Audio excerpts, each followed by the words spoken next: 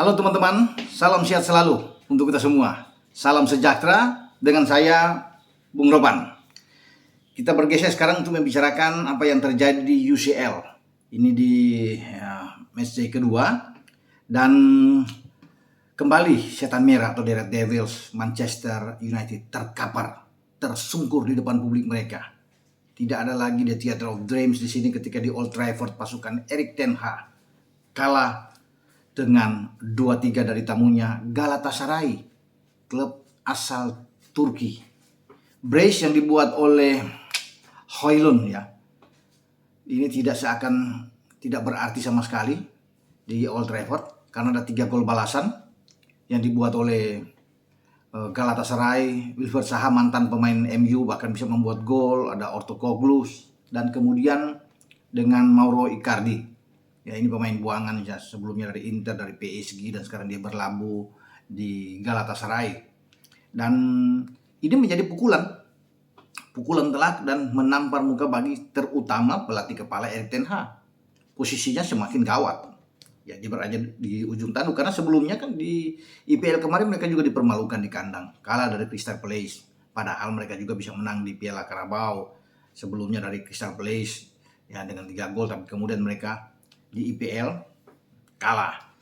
Nah, dengan 2 kekalahan yang mereka alami ya, di grup A Liga Champions, posisi mereka sulit sekali sekarang ya, untuk bisa terjepit ketika Bayern Munchen bisa menang di kandang Copenhagen dengan 1-2 dan Munchen dengan 6 poin, karena sebelumnya MU juga takluk dari Bayern Munchen dengan 4-3 ketika bermain di Allianz Arena, dan membuat sekarang mereka itu terdampar di posisi terakhir klasmen di grup A. Jadi ada Munchen di atas dan Galatasaray setelah menang mendapatkan 3 poin di sini itu udah 4 poin karena sebelumnya mereka imbang dengan Copenhagen di posisi ketiga dan MU. Jadi siap-siap bagi MU untuk out ya. Bahkan mungkin kesempatan mereka masih bisa berlaga, tapi bisa turun ke Liga Malam Jumat di Liga Eropa. Masih punya peluang kalau mereka pada tanggal 25 Oktober yang akan datang di Old Trafford juga. Ya, beruntung mereka masih bisa di kandang menjamu Copenhagen. Tidak mudah karena Copenhagen sempat unggul lebih dulu dari Bayern Munchen sebelum ada 2 gol balasan dari Munchen yang bisa memenangkan pasukan Thomas Tuchel. Nah, kalau mereka kalah, ini MU kita bicara ya, kalah dari Copenhagen, selesai. Selamat tinggal MU di Liga Champions. Itu yang membuat bahwa posisi Erik ten Hag sekarang itu berada di kursi panas. Di IPL kalau mereka kalah 1-2 kali lagi pasti out. Jadi dia sekarang sedang OTW untuk menuju pemecatan. Apalagi dengan kekalahan 2 kali beruntun di semua kompetisi dari Crystal Palace dan sekarang dari Galatasaray, yang memungkinkan sebenarnya di atas kertas melihat materi pemain kualitas dari MU tidak mungkin mereka kalah di kandang 2 kali di semua kompetisi dari Crystal Palace dan kemudian dari Galatasaray. Ini kan tim-tim yang sebenarnya kalah secara kualitas dari MU. Dan MU mestinya mendapatkan poin penting, tapi justru mereka tersungkur. Ini yang mungkin tidak bisa diterima. Makanya posisi Erik ten Hag ini gawat. Ya. Kalah lawan Copenhagen tanggal 25 bukan tidak mungkin. Dia bahkan akan dipecat. Apalagi kalau kalah lagi di IPL. Makanya kesempatan itu masih ada dengan Copenhagen. Harus menang bagi MU untuk membuka lagi harapan kesempatan di saat Galatasaray itu menuju ke Munchen bermain di Allianz Arena. Oh tidak, ya kalau dari jadwal Galatasaray itu akan menjamu Munchen. Ya, Munchen akan 2 kali keluar tandang. Kemarin mereka sudah ke Copenhagen, sekarang mereka ke Galatasaray.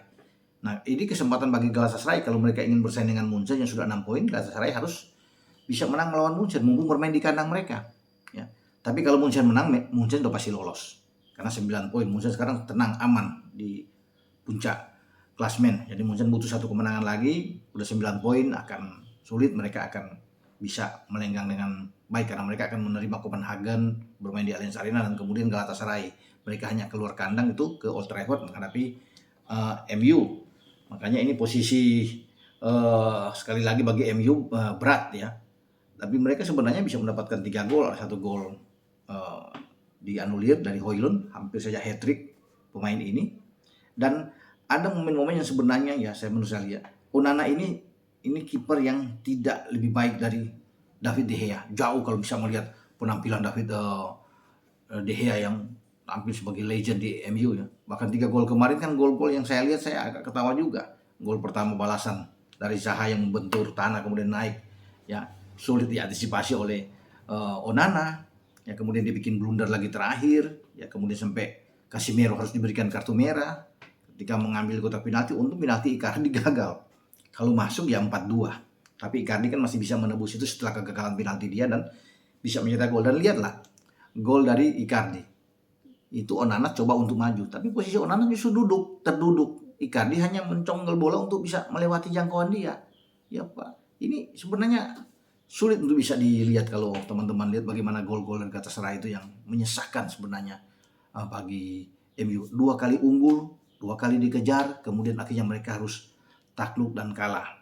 Ya. Dan kalau bisa melihat juga pembelian pemain yang sudah dilakukan, ya apalagi Mason Mount sudah ada, Højlund juga sudah ada. Ya, mereka punya Bruno Fernandes, punya Marcus Rashford, bahkan ada 1 assist Rashford terhadap Højlund, membuka kesempatan buat mereka untuk bisa menang, tapi buyar keunggulan demi keunggulan yang ada. Dan apapun yang harus dikatakan, yang disalahkan pasti sang arsitek Erik ten Hag harus bertanggung jawab untuk semua kegagalan-kegagalan MU ini. Dan jangan berharap lagi mereka untuk bisa menjadi juara IPL, sudah harus pupus. Yang ada sekarang di otak ETH adalah bagaimana membuat MU ini di akhir musim itu ada di 4 besar. Ini kan misi yang sulit, misi yang berat. Kalau melihat di 4 besar itu sekarang ketat semua. City, Spurs, Arsenal, ya ada Liverpool. Ya, sulit kalau bisa melihat. Belum lagi tim-tim yang lainnya yang bisa mengganggu MU. Ada Brighton, Aston Villa, banyak. Ya, kalau bisa dilihat gawat. Ada Newcastle bahkan. Chelsea juga yang kemarin sudah menang 2-0 akan pelan-pelan mungkin akan coba naik. Tapi sulit bagi, kalau saya bisa katakan, walaupun masih terlalu pagi, tapi kalau sudah kekalahan sudah lebih dari 3 kekalahan akan berat, termasuk di UCL. Nah kemarin juga ditandai dengan beberapa kekalahannya. Napoli di kandang juga kalah dari Madrid. Dan kalau bicara di kancah Eropa ya Madrid ini panggungnya saya pikir ya. Arsenal juga tumbang dari Lens dengan 2-1. Itu yang terjadi. Inter bisa menang lawan Benfica 1-0. Nah, Inter pelan-pelan walaupun tipis-tipis, tapi yang penting 3 poin buat mereka. Ke Sevilla juga bermain 2-2. Nah dari semua rangkaian ini yang saya lihat yang paling menyesakan ya oke lah, Napoli sebenarnya harus bisa menang, tapi mereka menghadapi Madrid. Ini kan berbeda dengan kelas Madrid yang ada di atas sangat kuat. Tapi Galatasaray itu nggak ada harga mati, MU harus bisa menang ya, bermain di Old Trafford.